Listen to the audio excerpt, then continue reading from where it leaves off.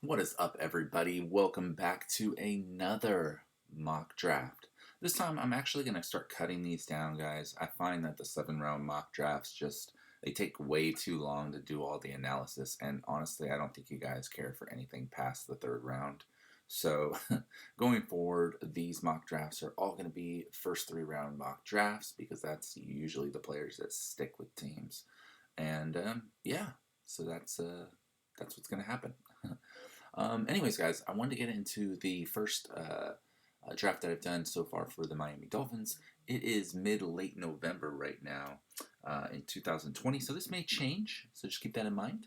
But let's go ahead and get into it, right?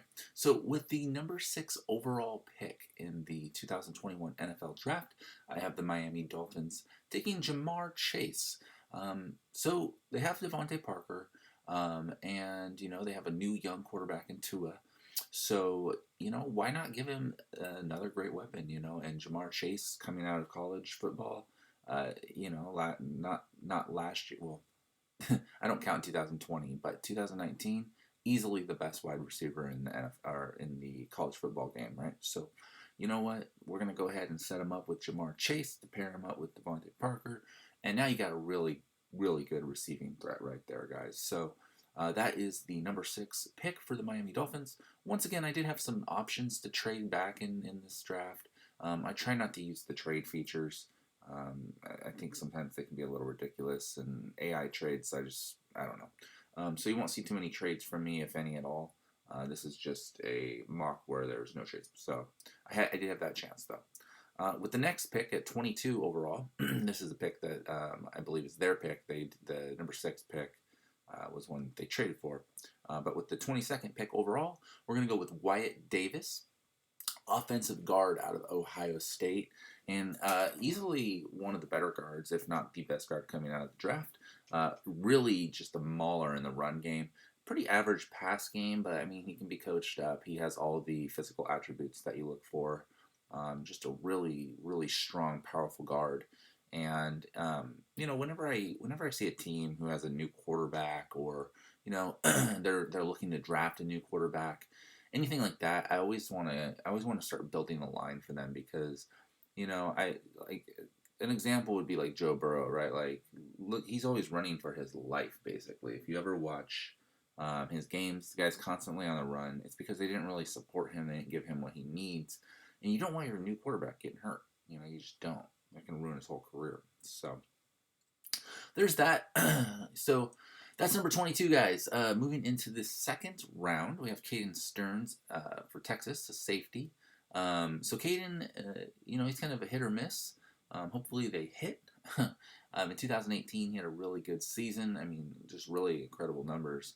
But 2019 was it wasn't bad. It was lackluster, if anything.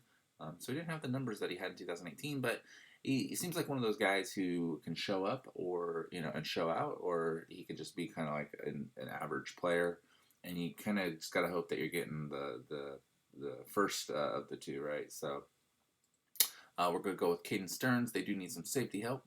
Number 54 overall, we went with Chaz Surratt, sorry, out of North Carolina. Chaz used to actually play quarterback, and then he made the switch to inside linebacker. He's pretty tall. I think he's like 6'3", so he's a big guy. He's about 230, 240-ish. I would say we would want him to probably put on some size. Not too much size, obviously, because he still needs the speed, but maybe like another 5-10 pounds. I would want him to be at least 240, 250-ish, like somewhere around there. And then, I'm pretty sure with the NFL you can accomplish that. The trainers and the programs that they have are just insane to gain size.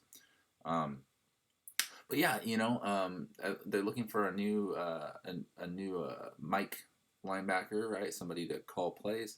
And what better than a former quarterback, right? Like somebody who knows how a quarterback thinks.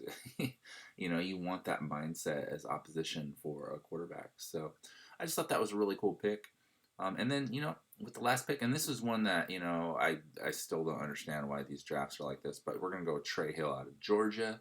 They do need center help, right? So once again, this is just kind of my logic. It's building up the line, so that the new quarterback can, he can succeed. You don't want to ruin a kid's career because you didn't build up his defense, you know.